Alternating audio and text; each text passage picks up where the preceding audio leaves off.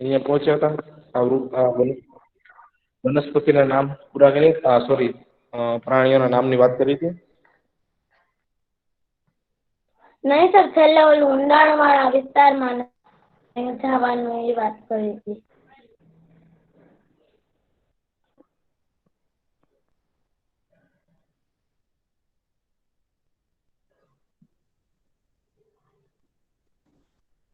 અચ્છા, અહીંથી શરૂ કરી દઈએ, બરોબર.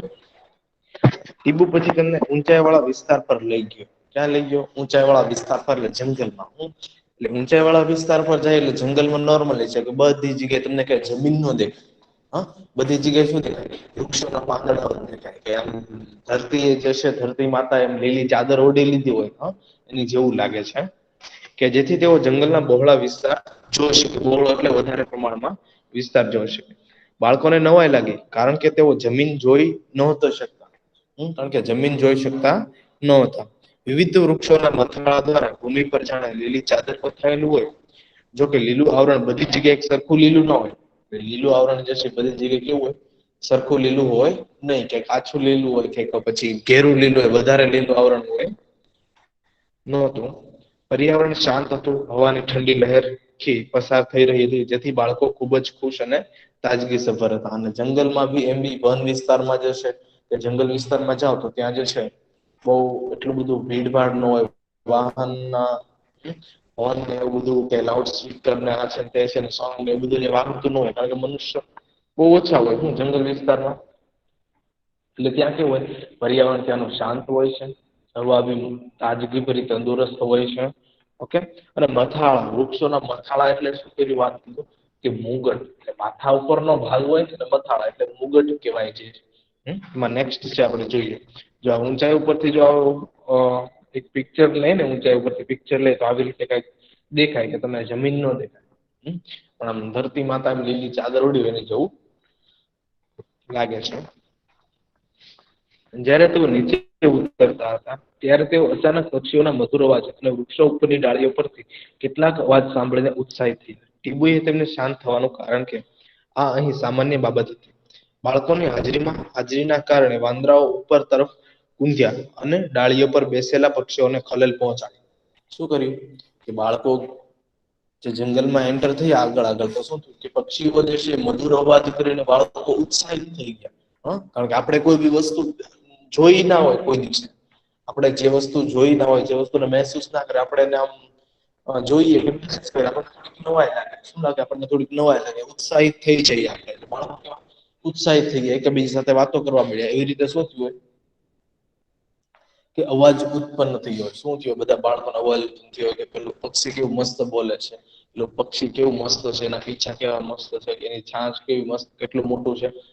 એવા ઉત્સાહિત થઈ ગયા એટલે આનંદિત થઈ ગયા. એટલે જે છે પક્ષીઓ જે છે એ બોલવા લાગ્યા. વાંદરાઓ હતા એ શું કર્યું? પક્ષીઓને ખલેલ પહોંચાડી. શું વાંદરાઓ શું કર્યું? પક્ષીઓને ખલેલ પહોંચાડી. આવું શા માટે થયું? તો વાંદરાઓ પક્ષીઓને શા માટે ખલેલ પહોંચાડી? કારણ કે જંગલમાં જે છે મોટા ભાગે પ્રાણીઓ રહેતા હોય છે. તો કોઈ બી શિકારી પ્રાણીઓ છે નીકળ્યું હોય ને, શિકારી પ્રાણી જે છે ત્યાંથી નીકળ્યું હોય ને, તો બી જે છે પક્ષીઓ કે વાંદરાઓ જે છે બોલવા મળે. શું થાય? બોલવા મળે. એટલે બીજાને સંદેશ મળે, બીજા પક્ષીઓ કે પ્રાણીઓને સંદેશ મળે કે આ એટલા બધા બોલવા મળે, તેનો મતલબ કોઈ શિકારી જે છે નીકળી હોય, કે કોઈનો શિકાર થયો હોય એના માટે. પ્રાણીઓ ઘણી વાર આ પ્રકારે બીજા પ્રાણીઓને સાવધાન કરવા ચેતવણી આપે છે. એટલે શું કરે? સાવધાન કરવા આપે, ચેતવણી આપે છે. બધા જોડે જોડે બધા એક સાથે બોલીને. ટીબુએ પણ કહ્યું કે ઘણા અન્ય પ્રાણીઓ જેવા કે રીંછ, જંગલી બળદ, શિયાળ, સાપ, હાથી વગેરે જંગલના ઊંડાણવાળા વિસ્તારમાં રહે છે. જંગલી બળદને શું કહેવાય છે? કોણ કે છે જંગલી બળદને આપણે નામ આપ્યું તો કઈક યાદ કરો. પંચમઢી, જીવાવરણ આરક્ષિત વિસ્તાર. સોરી, તમે સેવન્થમાં નથી આવ્યું. બાયસન કહેવાય. શું કહેવાય? બાયસન કહેવાય જંગલી બળદને. એટલે રીંછ છે, જંગલી બળદ છે, શિયાળ છે, સાપ, હાથી વગેરે જંગલના ઊંડાણવાળા વિસ્તારમાં, એટલે જંગલના અંદરના વિસ્તારમાં જે છે એ રહે છે. ઊંડાણવાળા વિસ્તારમાં રહે છે. પ્રોફેસર અહેમદે બાળકોને ચેતવ્યા કે તેમણે જંગલના ઊંડાણવાળા વિસ્તાર સુધી ન જવું જોઈએ. શું કીધું? કે જંગલનું જે છે ઊંડાણવાળો વિસ્તાર એટલે અંદરના, જેમ જેમ આપણે જંગલ તરફ આગળ વધીએ એમ અંદરના ભાગે ઊંડાણવાળો વિસ્તાર તરફ જવું જોઈએ નહીં, કારણ કે ત્યાં ઘણા હિંસક પ્રાણીઓ બી હોય છે. જંગલી બળદ છે, રીંછ છે, વાઘ છે, સાપ, હાથી વગેરે. પૂજાએ પહેલીને યાદ હતું કે તેઓ જંગલના એક વસવાટ હોવા પર ધોરણ 6 માં અભ્યાસ કરી ગયેલા છે. જો જો વાંદરા જો કેવા ડાળી પર ચડે છે. પછી આ જો આ જે પેલું પક્ષી છે અને શું કહેવાય છે? કોણ કે છે? પક્ષી છે ને શું કહેવાય? ઊંધું લટકે છે ગર્લ્સ. સર ચામાચીડિયા. હા, ચામાચીડિયા ઊંધા લટકે છે. પછી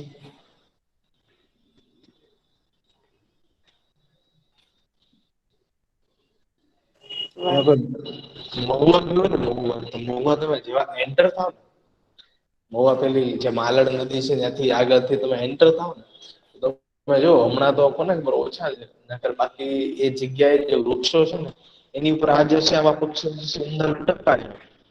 શું ચામાચીડિયા કરતા મોટા મોટા પક્ષીઓ જે છે, નામ તો મને બી બરાબર નથી ખબર, એટલે ચામાચીડિયા જે કરતા મોટા પક્ષીઓ જે છે એ ઊંધા તો જે છે લટકતા હોય છે. જો આવી રીતે આ જો આ જંગલનો વિસ્તાર છે. આ જે પેલું છે ફર્સ્ટ જંગલી બળદ છે. પછી આ બાજુ જે છે આપણે ભૂંડ કહીએ ને, ડુક્કર કહીએ ને, ભૂંડું સાદી ભાષામાં એ છે. પછી વચ્ચે જે છે ને એ શાહુડી, આપણે કાંટાવાળી નથી આવતી, કાંટાવાળી આ શાહુડી તમે જોઈ છે કે નહીં? રિયલમાં તો નહીં, પણ આમ વિડીયોમાં, પિક્ચરમાં જોઈશ કોઈ દિવસે કે હા નહીં? સર જોયેલી છે. હા, એને શાહુડી કહેવાય. કાંટાવાળી, ખૂબ જ કાંટા હોય એની અંદર. શું હોય? ખૂબ જ જે છે એની અંદર કાંટા હોય છે, એને કોઈ પકડી શકે નહીં. સર એના કાંટા ઝેરી હોય. ના ના, ઝેરી ન હોય, પણ એના કાંટા છે ને બહુ ખતરનાક હોય, બહુ અણીદાર હોય અને એને કોઈ ન પકડી શકે. સિંહ હોય કે વાઘ હોય કે અન્ય પ્રાણીઓ છે એનો શિકાર કરવો ને એ બહુ મોટી વાત છે, કારણ કે એ જે છે ને આખું ચારે બાજુ એના કાંટાનું જે છે સ્તર આમ ફેલાવી દે, એટલે એનો કોઈ શિકાર ન કરી શકે. એનો જે છે શિકાર કરી શકે નહીં, કારણ કે શિકાર કરવા જાય તો મોઢા પર કાંટા તો વાગવાના જ છે. ઓકે, તો આ જે છે જંગલના જે છે પ્રાણીઓ છે. આની સિવાય ઘણા બધા જંગલના પ્રાણીઓ છે. પછી જંગલી વનસ્પતિ. તો વનસ્પતિમાં તમે જુઓ, જંગલી વનસ્પતિમાં લીમડો. લીમડો તો જો આપણે બધા જોયો છે, બરોબર, કારણ કે આપણા વિસ્તારમાં જે છે લીમડો જે છે એ ઉગે છે. આમ વાત છે, લીમડો બધી જ ઉગે છે જગ્યાઓ છે. પછી સીસમ.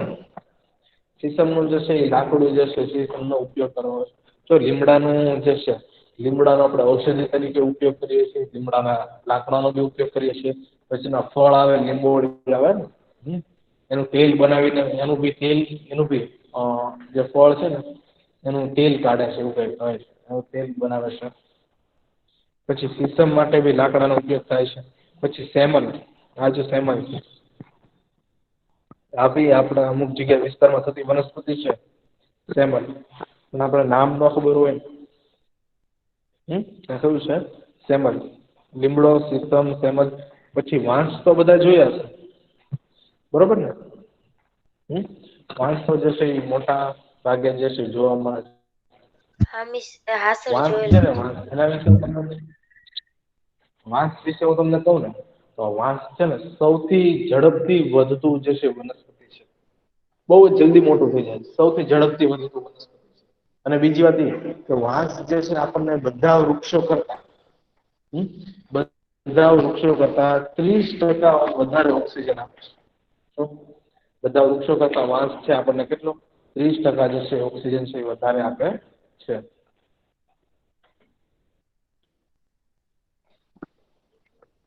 એનો મતલબ વાંસ જે છે એ બી આપડે ઉપયોગ છે, ઘર બનાવવા, લાકડા તરીકે આપણે વાંસનો ઉપયોગ કરીએ છીએ. ઘણી જગ્યાએ હોડી બનાવવા માટે ઘણી જગ્યાએ વાંસનો ઉપયોગ કરીએ છીએ.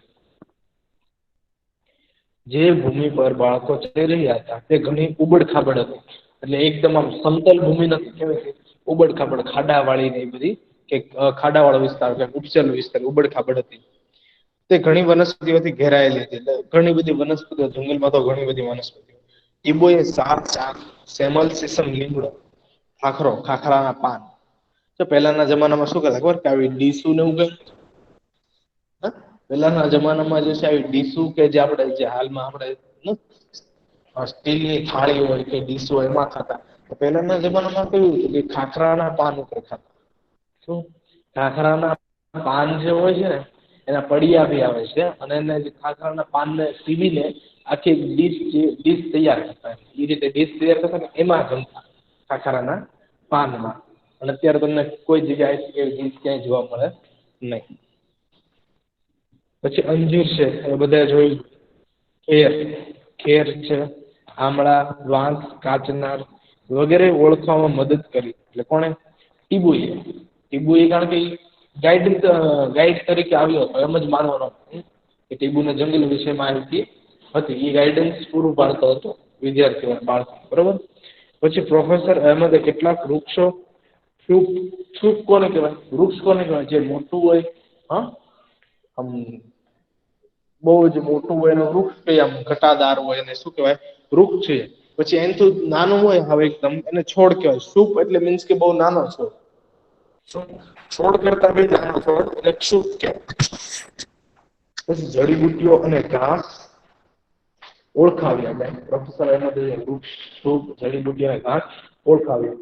વન્ય ભૂમિ અને વૃક્ષો ઉપર કેટલાક વેલા અને લતાઓ છવાયેલા હતા. વેલા એટલે બીજી વનસ્પતિ અન્ય વેલા અને લતાઓ એટલે એની ડાળીઓ થાય. શું થાય? લતાઓ એટલે એની ડાળીઓ છવાયેલા હતા. સૂર્ય પાંદડા વચ્ચેથી આછો પાતળો જોઈ શકાતો હતો, જેથી જંગલમાં ખૂબ જ અંધારું લાગતું હતું. એટલે સૂર્ય જે છે બહુ જ આછો જે છે પાતળો જોઈ શકાતો. કારણ કે જંગલમાં મોટા ભાગે બધા જે વનસ્પતિ હોય છે, વૃક્ષ હોય છે, એકાબીજી સાથે ગીચ હોય છે. શું હોય? એકાબીજી સાથે ગીચ હોય છે. એનો મતલબ એક વૃક્ષ પછી બીજું હોય. એટલે જે છે નીચે જે છે જંગલના નીચેના વિસ્તારમાં જે છે એ કેવું હોય? અંધારા જેવું લાગે. શું હોય? બધી જગ્યાએ પડછાયો હોય તો કેવું લાગે? અંધારા જેવું લાગે. સૂર્ય જે છે ક્યાંક ક્યાંક પર્ણોમાંથી તમને દેખાતો હોય. કારણ કે જંગલમાં તો મોટા ભાગે જે છે બધા વૃક્ષો જે છે જોડે જોડે રહેલા હોય છે. એટલા માટે તમારા ઘરની વિવિધ વસ્તુઓનું અવલોકન કરો અને જે વસ્તુ જંગલમાંથી મળેલી સામગ્રીમાંથી બનેલી હોય તેની યાદી બનાવો. આપણા ઘરમાં આપણે નજર ફેરવીએ, તમને આમાં તો કઈ નથી ઘરમાં નજર ફેરવી તો શું છે? ઘણું બધું છે. પ્લાયવુડ છે, ફર્નિચર છે, મધ છે, મીણ છે. આ બધું જે છે એ જંગલી પેદાશ છે. એટલે મીન્સ કે જંગલમાંથી મળતું છે. આ પ્લાયવુડ છે,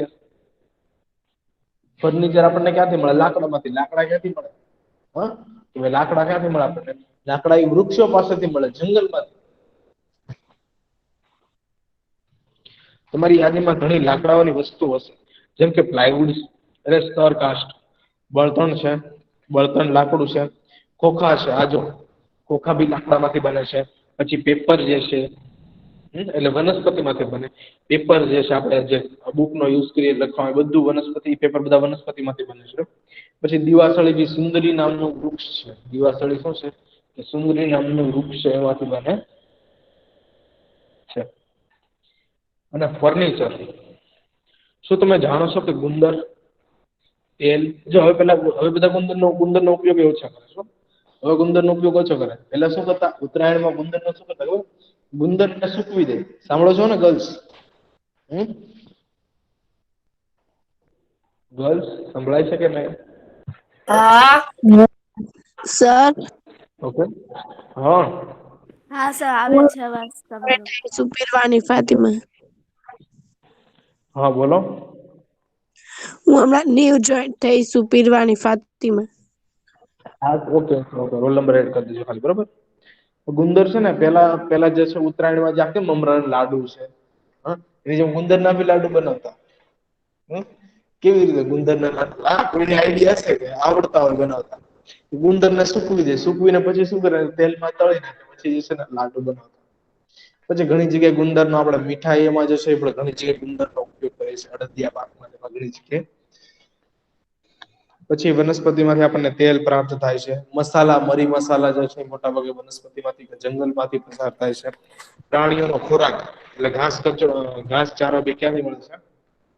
જંગલમાંથી. અને કેટલીક જડીબુટ્ટીઓ, શું કેટલીક જડીબુટ્ટીઓ જે છે એ બધી જ વન્ય પેદાશો છે. શું છે? વન્ય પેદાશો કે વનમાંથી જે છે મળતી જે છે એ વન્ય પેદાશો છે, જડીબુટ્ટીઓ છે. ઓકે,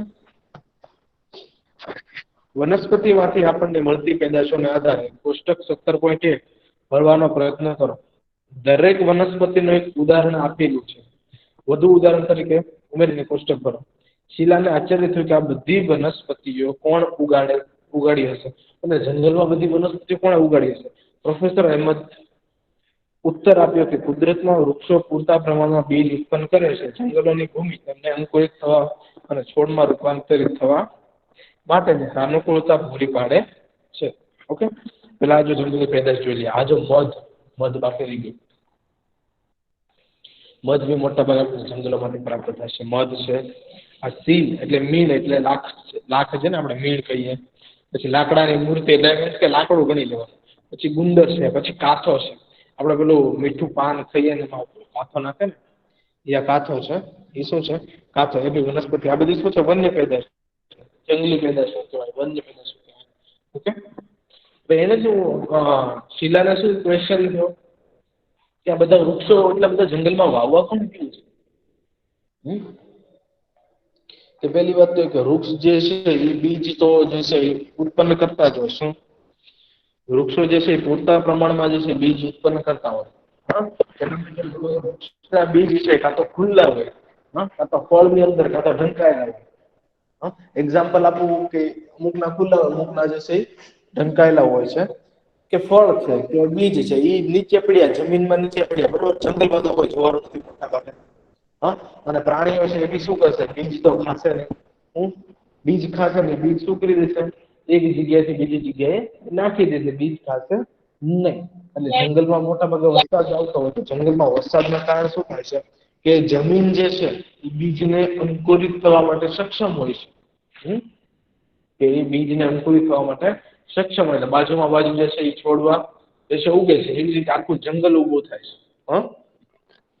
એવી રીતે શું થાય? આખું જંગલ ઉભું થાય છે. ત્યાં કોઈ બી જગ્યાનું ખાતર નાખવા કોઈ જતો નથી.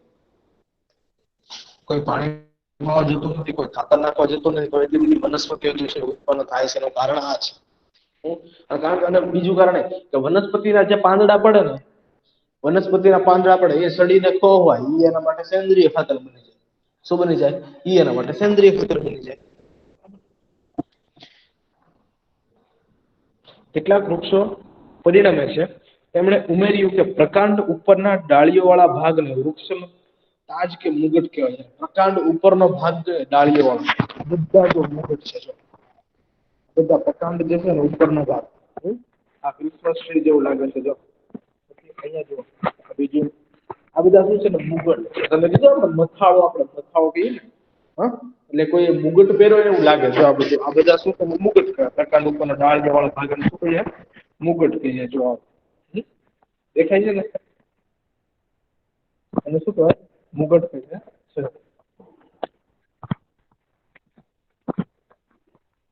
પ્રોફેસર અહેમદ બાળકોને ઉપર જોવા કહ્યું અને જંગલમાં ઊંચા વૃક્ષોની ડાળીએ નીચા વૃક્ષો ઉપર છવાઈને કેવી છત્રછાયા પ્રદાન કરે છે તે જણાવ્યું. તેઓને તેમને છાયા તરીકે ઓળખાય. એટલે ઉપર જોઈએ જંગલોની વૃક્ષની જે ડાળીઓ હોય છે, એક ડાળીઓ પર બીજી ડાળીઓ હોય છે, એના પર ત્રીજી ડાળીઓ હોય છે. એવી રીતે જે છે આખો છાંયડો પડે છે. એટલે પ્રોફેસર અહેમદે શું છાયા તરીકે ઓળખાવ્યું. કોઈ રીડ કરો ને 17.2 પ્રવૃત્તિ છે.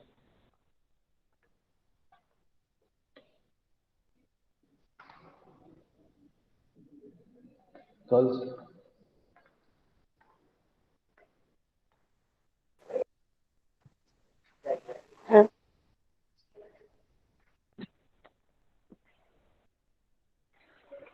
રીડ કરવાનું છે.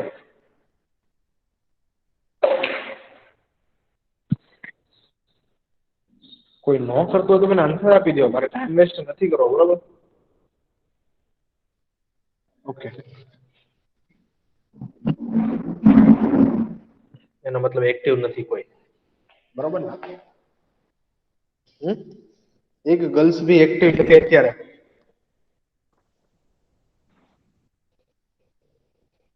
સંભળાય છે મેં શું કહું છું તમને લોકોને? હા સર. મેં શું વાત કરું છું તમે સાંભળો છો કે નહીં?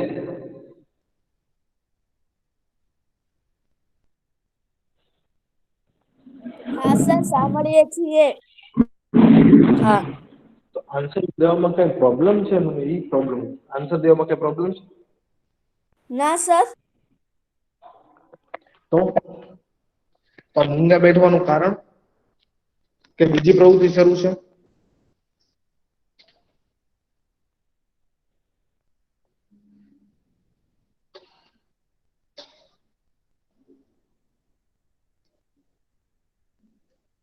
મૂંગા બેઠવાનું કારણ મેં રીડ કરવાની કીધી પ્રવૃત્તિ.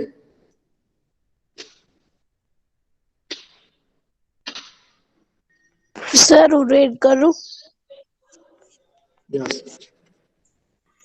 તમારા આસપાસમાં આવેલ જંગલ કે બગીચાની મુલાકાત લો, વૃક્ષોનું અવલોકન કરો અને તેમને ઓળખવાનો પ્રયત્ન કરો. તમે કોઈ પુસ્તકની મદદ પણ લઈ શકો છો.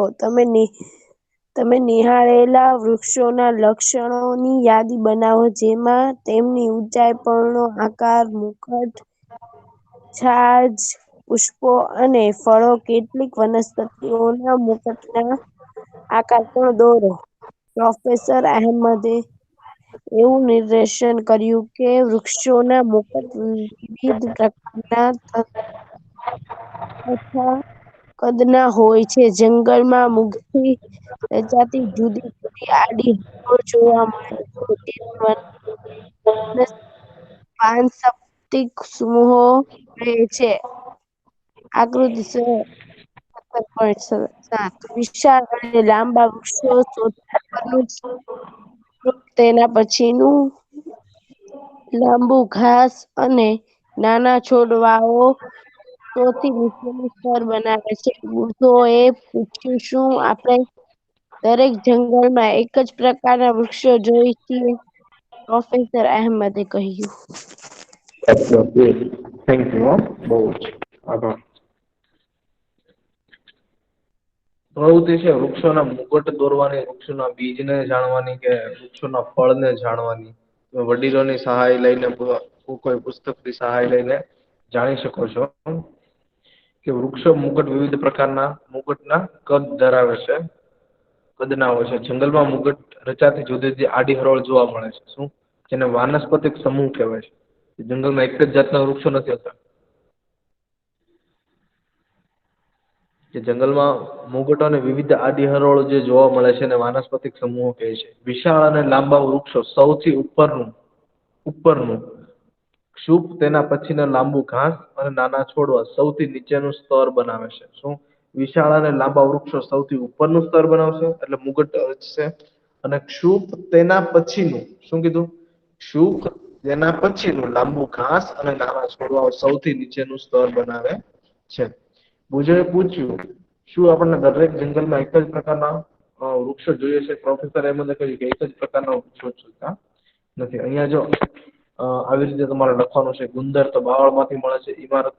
ઇમારતી લાકડું, સીસમ, ઔષધિ, તેલ આપતી. બરોબર. આજે કોષ્ટક તમારા હોમવર્કમાં પૂરું કરવાનું છે. જો આ પ્રમાણે આ જે છે એ છત્રછાયા કહેવાય. શું? એકબીજી ડાળીઓ જે છે એકાબીજી ડાળીઓ જે છે એકાબીજી ડાળીઓ પર આવી જતી હોય, વનસ્પતિની લતાઓ જે છે ડાળીઓ એવી રીતે છાંયડો ઉત્પન્ન કરે અને છત્રછાયા કહેવાય. મુંગટ પણ કહેવાય. કે જે રચના થાય છે મુગટ જેવી રચના થાય છે ને મુગટ કહેવાય. વાનસ્પતિક સમૂહ કે આ બધા મુગટો જે આડી હરોળમાં જે છે જોવા મળે છે વાનસ્પતિક સમૂહ કહેવાય છે. ના વિવિધ પ્રકારની પર્યાવરણીય પરિસ્થિતિઓને આધારે વૃક્ષ અને અન્ય વનસ્પતિના પ્રકારો વિવિધતા જોવા મળે છે. દરેક જંગલમાં પ્રાણીઓ પણ વિવિધતા જોવા મળે છે. એટલે દરેક જંગલમાં જે છે વનસ્પતિ અલગ અલગ હોય છે. પ્રાણીઓ બી અલગ અલગ હોય છે. કેટલાક બાળકો આમથી તેમ ક્ષુપ અને છોડના ફૂલો ઉપર ઉડતા સુંદર પતંગિયા જોવા મશગુલ હતા. તેઓ છોડવાને ખૂબ જ નજીકની જોતા હતા. જ્યારે જો આ જે છે જંગલનો તળિયાનો ભાગ છે. શું છે? તળિયાનો, કે લાંબુ ઘાસ હોય, છોડવા હોય છે, આ બધું તળિયે હોય છે. જો પછી જો તમે જો સૂકા પાંદડા ને બધું પડ્યું છે, તો સૂકા પાન ને એ બધું પડ્યું છે, એનો મતલબ કે આ જે સૂકા પાન છે એ જ જંગલ માટે ખાતર તરીકે ઉપયોગમાં થાય છે.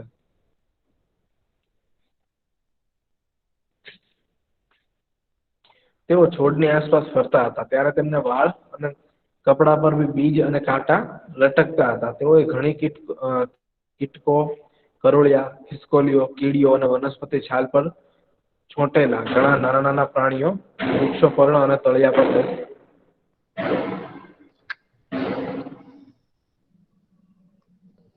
ઘણા બી નાના નાના સૂક્ષ્મ જીવો જે છે, નાના નાના જીવો જોયા છે. કીટકો છે, કરોળિયા છે, ખિસકોલી છે, કીડીઓ છે અને વનસ્પતિની છાલ પર ચોંટેલા ઘણા નાના નાના પ્રાણીઓ પણ એને જોયા. વૃક્ષોના પર્ણ અને તળિયા પર સડેલા પર્ણો પણ જોયા. તેમણે આ બધા પ્રાણીઓ ચિત્ર બનાવવાનું પણ શરૂ કરી દીધું. એટલે જે બુક ને જોડે લઈ ગયા હતા એટલે શું કહ્યું, પ્રાણીઓના ચિત્ર બનાવવાનું શરૂ કરી દીધું. જંગલનું તળિયું ઘેરા રંગનું, મૃત અને સડેલા પર્ણો, ફળો, બીજ, ડાળીઓ અને નાના છોડવાથી આવૃત હતું. જો જંગલનું તળિયું શું હતું, અહીંયા તમને દેખાડ્યું છે. જંગલનું તળિયું જો એ શું હતું, ઘેરા રંગનું, મૃત અને સડેલા પર્ણો કે જે સુકાઈ ગયેલા છે. મૃત અને સડેલા પર્ણો છે, સુકાઈ ગયેલા છે, સડેલા છે એવા પર્ણો જે છે, ફળો છે, બીજ છે, એનાથી આ જંગલનું તળિયું જે છે આવૃત હતું. ડાળીઓ છે અને નાના છોડવાઓથી આવૃત હતું. અને અમુક સૂક્ષ્મ જીવો પણ જંગલમાં મરી જાય છે. શું થાય, જે જંગલમાં મરી જાય ક્યાં થાય, જમીન સાથે ભળે, ઉપરના આવરણ સાથે જે છે એ ભળે છે. સર સડેલા આવૃત પદાર્થો એટલે? કેવા હતા? આવૃત એટલે એક પડ, એક રચના એમ. એટલે ઉપરનું આવૃત એટલે એક પડ ચડાવવું, એક રચના હોવી, અને આવૃત કહીએ એની માથેના ભાગ જે છે રચના હોય. કે જમીનની માથેના ભાગ જે જમીનના જે ઉપરના ભાગ ઉપર, જમીનના ઉપરના ભાગ ઉપર આવું બધું હતું. વનસ્પતિના પાનો, સડેલા ફૂલ, ફળ, બીજ અને આવૃત કહેવાય. કે એનું એક આવરણ, એક લેયર જે છે એ હતું. શાનું? મૃત અને સડેલા પર્ણો, ફળોનું, બીજનું, ડાળીઓનું, નાના છોડવાઓથી આવૃત હતું. બરોબર. સડેલા પદાર્થો ભેજવાળા અને હૂંફાળા હતા. કેવા હતા? સડેલા પદાર્થો હતા, આ બધા સડેલા ભેજવાળા હતા અને હૂંફાળા હતા. થોડીક એમાં બાષ્પ હતી એટલે ભેજવાળા બી હતા અને હૂંફાળા હતા, ગરમ હતા. જો અહીંયા જો આ જે છે ને એ શું છે, એ ઉપરનું પડ જે છે એ આવૃત છે. જો બરોબર દેખાતું નથી કારણ કે પિક્ચર જે છે ક્લિયર નથી, પણ તમને જો સૂકા પાંદડા ને એવું બધું દેખાય છે. શું? સૂકા પાંદડા ને બધું દેખાય છે. સૂકા પાંદડા છે, સડેલા છે, મૃત સૂકા પાંદડા છે, ફળો હોય છે, બીજ હોય છે, નાના છોડવા હોય છે. અમુક પ્રાણીઓ જે મરી જાય એ બી એ ઉપરના પડ સાથે એ જમીન ઉપર જ રહેવાના ને. મૃતદેહ ક્યાં રહેવાનો? જમીન ઉપર રહેવાનો. એટલે ઈ જમીનનું પડ જે છે એ શું હતું કે નીચેનું પડ આવું બધું આવરિત હતું. એટલે આવું આવરણ જે છે લેયર તૈયાર કર્યું હતું. એ વૃક્ષો માટે જે છે એ ખાતર તરીકે ઉપયોગી થાય છે. અને બધા કેવા હતા? ભેજવાળા અને કેવા હતા? ગરમ. શું હતું? એ બધા ભેજવાળા અને ગરમ જે છે એ આવરણ હતું. એક ખાડો ખોદો. જો પ્રવૃત્તિ છે કોઈ રીડ કરવાની. ઇન્શિયા છે? નહીં સર, નથી. ઇન્શિયા ઓકે ઓકે, ચલો કોઈ રીડ કરો. ચલો તું જ રીડ કરી નાખજો. સર હું કરું? યસ. એક ખાડો ખોદો, તેમાં શાકભાજીઓનો કચરો અને પર્ણ નાખો. તેને માટીની આવૃત કરો. થોડુંક પાણી ઉમેરો. 3 દિવસ પછી માટીનું ઉપરનું સ્તર દૂર કરો. શું ખાડામાં અંદરની બાજુએ ગરમાવો અનુભવાય છે? પહેલીએ પૂછ્યું. અહીં ઘણા વૃક્ષો છે, ઘણા જંગલો પણ છે. જો ફેક્ટરી બનાવવા માટે થોડાક વૃક્ષ કાપીને તો શું ફરક પડે? બસ પેલું શું છે કે લીલો પડવાશ જે આપડા ખાતરનો જે છે ઉપયોગ કરતા હોય છે. શું લીલા પડવાશ તરીકે આવી રીતે ખાતરનો ઉપયોગ કરતા હોય કે ખાડો ખોદીને જે છે એ પ્રાણીઓ જે છે એના મળમૂત્ર જે છે, ઉકરડો આપડે કહીએ, ઉકરડો એ બધું જે છે શું કરે, ખાડામાં નાખતા હોય છે. પછી વનસ્પતિના અમુક પર્ણો છે, શાકભાજીનો જે છે કચરો છે, એટલે એ બધું શું નાખતા હોય છે? કચરો ખાડામાં નાખતા હોય છે. કચરો અને પર્ણ નાખો. તેને માટીથી આવરિત કરો. આવરિત કરો એટલે એની પર માટીના પડ ચડાવી દેવાના, આવરણ ચડાવી દેવાનું. શું કરી દેવાનું? એની પર માટી નાખી દેવાની. પછી થોડુંક પાણી ઉમેરવાનું. શું? થોડુંક પાણી ઉમેરવાનું. 3 દિવસ પછી માટીનું ઉપરનું સ્તર દૂર કરો. શું કરવાનું? પછી 3 દિવસ પછી માટીનું ઉપરનું લેયર જે છે, આવરણ જે છે, એને દૂર કરી નાખવાનું. ખાડામાં અંદરની બાજુ તમને ગરમાવો અનુભવાશે. શું હોય?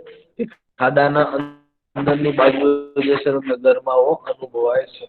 ક્યાંક તમે ગામડામાં ગયા હોય ને, ગામડામાં તો જે પેલો ઉકરડો બનાવ્યો ને, આખું એ ખાતર બનાવે છે કે એની જગ્યાએ ખાડો કરીને નાખતા હોય છે. પછી આમ થાય કે નહીં, થોડુંક 6 મહિના જેટલું બધું આખા લેયર બધા ભેગા થઈ ગયા છે, 6 મહિના જેટલું, 2-3 મહિના 6 મહિના જેટલું. પછી શું કરે છે? એ પેલી ખંપાળી વડે ખોદે છે. શું બધું? ખંપાળી વડે ખોદે છે. એટલે એમાંથી શું થાય? રીતસર જે છે ધુમાડો નીકળતો હોય છે. શું? કે એટલું ગરમ હોય. શું હોય છે? એટલું એ જે છે એ ખાતર જે છે એ શું હોય? ગરમ હોય. એમાંથી ધુમાડો જે છે એ નીકળતો હોય છે. અને એને ક્યાં નાખે છે? કે એ બધા ખાતરને જે છે એને પાક ઉગાડવાનો હોય જમીનમાં નાખી દે છે. પહેલી એ પૂછ્યું એટલે આવી રીતે જંગલમાં બી આ શું હતું કે ભાઈ સડેલા મૃત જે છે, પર્ણો, ફૂલ, બીજ ને બધું એનું એક આવરણ બન્યું હતું. કેવું હતું? ભેજવાળું ને ગરમ હતું. એટલે એ ખાતર જ બની ગયું હતું. તો વૃક્ષો માટે ફાયદાકારક. અહીં ઘણા વૃક્ષો છે, ઘણા જંગલો પણ છે. જો કે ફેક્ટરીઓ બનાવવા માટે થોડાક વૃક્ષો કાપીએ તો શું ફરક પડે? શું? કે ફેક્ટરી બનાવવા માટે થોડાક વૃક્ષો જે છે કાપીએ તો ફરક શું પડે? પ્રોફેસર અહેમદે કહ્યું, તમે સ્વયંપોષી, પરપોષી અને મૃતોપજીવી વિશે વાંચ્યું હશે. કોને ખબર છે સ્વયંપોષી કોને કહેવાય, પરપોષી કોને કહેવાય અને મૃતોપજીવી કોને કહેવાય?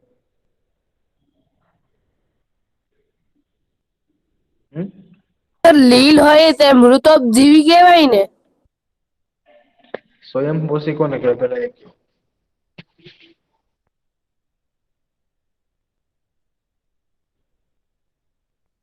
સ્વયંપોષીનો મતલબ કે જે પોતાની જાતે ખોરાક બનાવતો હોય. શું? સ્વયંપોષી કે જે પોતાની જાતે ખોરાક બનાવતા હોય એને સ્વયંપોષી કહેવાય. વનસ્પતિ પોતાની જાતે ખોરાક બનાવે એને સ્વયંપોષી કહેવાય. પરપોષી કોને કહેવાય? કે સ્વયંપોષી ઉપર નિર્ભર રહેતા હોય. શું? પરપોષી કોને કહેવાય છે? કે જે સ્વયંપોષી ઉપર નિર્ભર રહેતા હોય અથવા તો બીજા પ્રાણીઓને પક્ષીઓને ખાતા હોય એટલે સ્વયંપોષી, એને પરપોષી કહેવાય. શું? ખોરાક માટે બીજા પર નિર્ભર રહે. મૃતોપજીવી કોને કહે છે? કે મૃતોપજીવી ફૂગ છે. એક્ઝામ્પલ, ફૂગને શું કહેવાય? મૃતોપજીવી કહેવાય. કારણ કે ફૂગ જે છે નિર્જીવ વસ્તુ હોય. ફૂગ જે નિર્જીવ વસ્તુ હોય કે જે મરેલી વસ્તુ હોય એમાં બી જે છે ફૂગ એવા રસાયણો જે છે દાખલ કરીને એમાંથી બી ખોરાક જે છે પ્રાપ્ત કરે છે, નિર્જીવ વસ્તુઓમાંથી બી. તેને મૃતોપજીવી કહેવાય છે. Okay, yes. ફૂગ એટલે મશરૂમ ને? ફૂગ ઘણી બધી પ્રકારની હોય છે, ફક્ત મશરૂમ નહીં. ઓકે, ફૂગ ઘણી બધી પ્રકારની હોય છે. વનસ્પતિ ખોરાક કેવી રીતે બનાવે છે તે પણ તમે શીખી ગયા. બધા જ પ્રાણીઓ પછી તે શાકાહારી હોય કે માંસાહારી, આખરે તે વનસ્પતિ ઉપર જ નિભે છે. કે બધા પ્રાણીઓ જો શાકાહારી હોય કે માંસાહારી, બધા કોની પર નિર્ભર છે? વનસ્પતિ ઉપર નભે છે. નભે છે એનો મતલબ નિર્ભર છે, એના આધારે છે.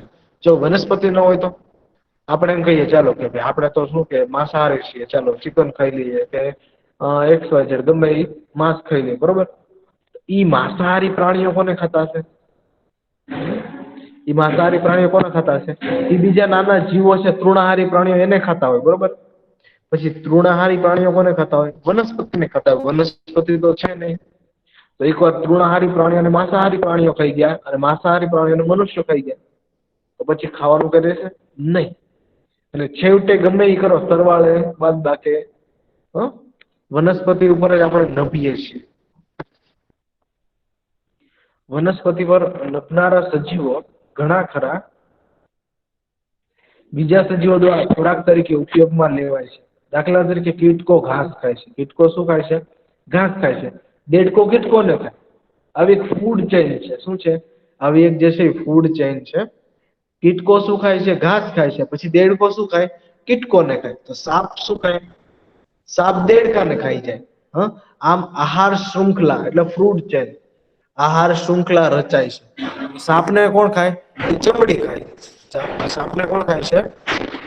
ચમડી ખાય છે. આવી રીતે આહાર શૃંખલા જે છે, આહાર જાળ, આહાર શૃંખલા એવી રીતે રચાય છે. એટલે આવી જ રીતે જો વનસ્પતિ ના હોય, ચલો ઘાસ નથી તો કીટકો શું ખાવાના? દેડકો તો કીટકાને ખાઈ જશે, બરોબર? દેડકો કીટકાને ખાઈ જશે. ઘાસ છે જ નહીં તો કીટકો શું ખાશે? દેડકાને ખોરાક મળી રહેશે, બરોબર? પણ બધા કીટકો મરી જશે પછી દેડકો શું ખાશે? સાપ દેડકાને ખાઈ જાય, બધા દેડકા મરી જાય પછી સાપ શું ખાશે? સાપ સમડીને ખાઈ જાય, બધા સાપ મરી જશે પછી સમડી શું ખાશે? એટલે બધું જે છે એકાબીજી ઉપર નભે છે, આહાર શૃંખલા છે. પણ એનો મૂળ જે કહીએ, એનો પાયો જે કહીએ ને આપણે, પાયો, આપણે મકાન મજબૂત બનાવવું છે. આપણે શું કરવું છે? આપણું મકાન જે છે મજબૂત બનાવવું છે, તો એનો પાયો આપણે મજબૂત બનાવવો પડશે. શું? એનો પાયો ડાયરેક્ટ આમ જમીન ઉપર 2 ફૂટ શું કહેવાય, ખાલી 1-2 ફૂટ ખોદીને તમે જે છે એ મકાન બનાવો પડે. મકાન બનાવવા મળો કેટલો ટાઈમ થશે? એ થોડો ઘણો ભૂકંપની ધ્રુજારી આવી તો મકાન પડી જાય. પણ આપણે જે છે પાયો મકાનનો ઊંડો કરવો પડે. શું? સારું મકાન બનાવવા માટે જે મકાનનો આપણે પાયો કહીએ ને, પાયો, એ શું કરવો પડે? ઊંડો કરવો પડે. એમાં ઘણું બધું સિમેન્ટ જે છે, રેતી જે છે, પથરા જે છે, એવું નાખવું પડે. તો જે આપણું મકાન જે છે મજબૂત બને. શું બને? મજબૂત બને છે. આપણે એને પાયો કહીએ છીએ, બરોબર? તો આવી જ રીતે આહાર શૃંખલાના પાયાનો ભાગ કયો છે? મૂળનો ભાગ ઘાસ કે વનસ્પતિ જ છે. એટલે વનસ્પતિ છે તો આપણે છીએ, બરોબર? જંગલમાં ઘણી આહાર શૃંખલાઓ જોવા મળે છે. બધી આહાર શૃંખલાઓ એકબીજા સાથે સંકળાયેલી છે. જો એક આહાર શૃંખલાને ખલેલ પડે તો અન્ય આહાર શૃંખલા પણ અસર કરે છે. આમાંથી જો એક વસ્તુને બી ખલેલ પહોંચે, દાખલા તરીકે દેડકો જ ના હોય તો સાપ કોને ખાય? બીજો ઓપ્શન છે ઉંદરો. ઉંદરો ના હોય તો બીજી છે અસરો થાય છે. એટલે એકાબીજી પર આધારિત છે. જો આપણે એક હિસ્સાને દૂર કરીએ, જેમ કે વૃક્ષો, તો બાકી બધા જ હિસ્સા જે પર અસર જોવા મળે છે. ખાલી વૃક્ષોને વનસ્પતિને દૂર કરો એટલે બધા જે છે થોડાક સમય ધીમે ધીમે વનસ્પતિ, જો કોઈ વનસ્પતિ જ ન રહે ને, ધીમે ધીમે કોઈ વનસ્પતિ જ ન રહે તો પછી અસ્તિત્વ જ નથી. આ ફૂડ ચેન ને બધું જે છે, પ્રાણીઓ ને બધું છે, અસ્તિત્વ જે છે બધાનું મટવા મળે છે. પ્રોફેસર અહેમદે બાળકોને જમીન પરથી એક પર્ણ ઉઠાવીને બહિર્ગોળ કાચમાં નિહાળવા કહ્યું. તેમને તેમાં નાની ફૂગ એટલે મશરૂમ, જો ફૂગ ખાલી એક જ જાતની નથી હોતી, મશરૂમ, બરોબર, ઘણી બધી જાતની હોય છે, જોવા મળતી. તેઓ નાના નાના જીવજંતુઓ સૈન્ય જોવા મળતું. નાના નાના જીવજંતુ સૈન્ય એટલે આમ ઘણું બધું સૈન્ય હોય ને, લાખ બધું આમ, જે આપણે સૈન્ય એટલે કોને કહીએ? સૈનિકોને કહીએ. ઝાઝા પ્રમાણમાં ઘણી બધી સંખ્યામાં સૈનિકો હોય, 300-400 સૈનિકો હોય, એટલે આખું સૈન્ય હતું જીવજંતુઓ. પણ એ તો બહુ બધા નાના હોય. તો બહિર્ગોળ લેન્સમાં જોયું એટલે મશરૂમ જોવા મળે, ફૂગ જોવા મળે. તેઓ નાના જીવજંતુઓ સૈન્ય જોવા મળ્યું, જેમ કે કીડીઓ છે, ઢાલિયા છે, જીવડાઓ વગેરે જે છે પર્ણમાં એને જોવા મળ્યા. તેમને નવાઈ લાગી, આ સજીવો તેમાં કેવી રીતે જીવે છે? એટલે આ નાના નાના સજીવો જે છે એમાં એ બી પર્ણમાં કેવી રીતે જીવે છે? પ્રોફેસર અહેમદે સમજાવ્યું, નરી આંખે સરળતાથી જોઈ શકાતા સજીવોને ઉપરાંત પણ સૂક્ષ્મ જીવો જમીનમાં રહે છે. આપણે જેને નરી આંખે જોઈ શકીએ, આપણે જે આંખે દેખાય એને આપણે નરી આંખે કહેવાય, નરી આંખે જોઈ શકીએ. પણ એની ઉપરાંત બી જમીનમાં બી એટલા બધા અમુક સૂક્ષ્મ જીવો છે, વાયરસ છે, ફૂગ છે, જેને આપણે નરી આંખે નથી જોઈ શકતા. તો ઘણા બધા સૂક્ષ્મ જીવો છે કે જેને આપણે નરી આંખે જોઈ શકતા નથી.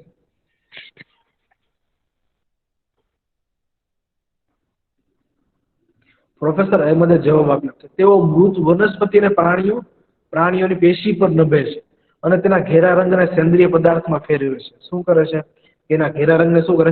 સેન્દ્રિય પદાર્થ. એટલે યાદ આવ્યું, એ બધા શું વિઘટકો તરીકે કાર્ય કરે છે. શું કરે છે? વિઘટકો તરીકે કાર્ય કરે છે. કે મૃત જે છે ફળો છે, પર્ણ છે, એને ખાઈ જાય અને સેન્દ્રિય પદાર્થમાં ફેરવે છે. એમાં સેન્દ્રિય પદાર્થમાં એટલે ખાતરમાં, જમીન માટે જે ઉપયોગી હોય સેન્દ્રિય પદાર્થમાં ફેરવે છે. તમે સેન્દ્રિય પદાર્થ વિશે પ્રકરણ 9માં અભ્યાસ કરી ગયા. જમીનમાં કયા સ્તરમાં સેન્દ્રિય પદાર્થો જોવા મળે છે? તેનું જમીનનું શું મહત્વ છે? સેન્દ્રિય પદાર્થો જે છે ઉપરના આવરણમાં જ જોવા મળે. ક્યાં જોવા મળે? ઉપરના આવરણ. પછી જે આવરણમાં જોવા મળે ખનિજ તત્વો, એનું મહત્વ એ છે જમીન ફળદ્રુપ રહે, જમીનને પોષક તત્વો મળી રહે, તમે જે પાક ઉગાડો છો તો પાકની સારી ગુણવત્તા રહે. ઓકે, તો સેન્દ્રિય પદાર્થો સુધી છે ને આપણે એટલે સુધી રાખશું, બરોબર. તો એને શું કહેવાય, ઘેરા રંગનું જે છે આ વિઘટકો જે છે એને સેન્દ્રિય પદાર્થોમાં જે છે ફેરવી નાખે છે, બરોબર. હવે કેટલું આપણે ચેપ્ટર રહ્યું છે, મેં તમને કીધું વાર્તા જેવું જ લાગે છે ને ગર્લ્સ? Hello, yes sir. વાર્તા જેવું જ છે, કારણ કે આ ચેપ્ટર છે આપ તો એક શીખવાની મજા આવે એવું છે. હું આમ વનસ્પતિઓ વિશે આપણને બી આઈડિયા હોય, જંગલોનો બી આઈડિયા હોય છે આપણને ઘણો ખરો.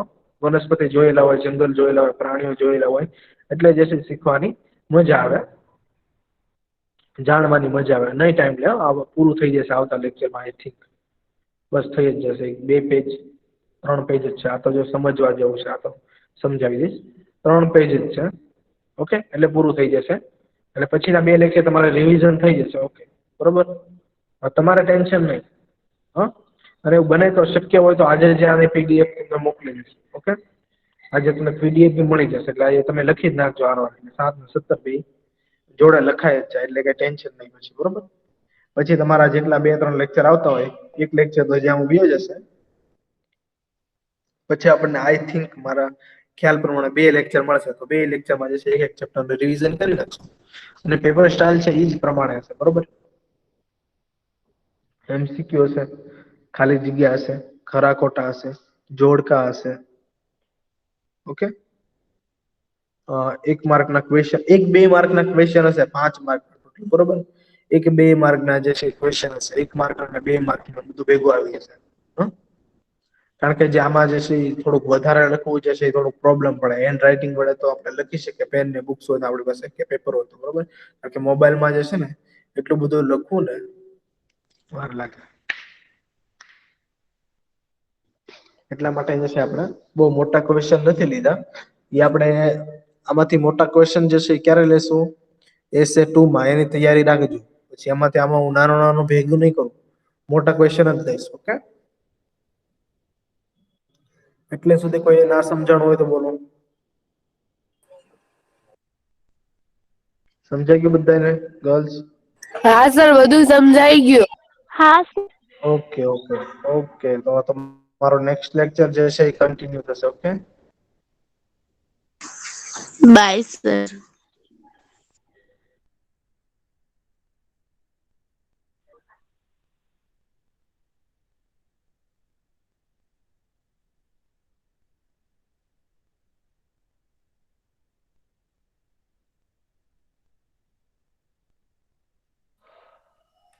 Good morning, girls. Good morning sir. Good morning sir. Good morning sir. Good morning, very good morning.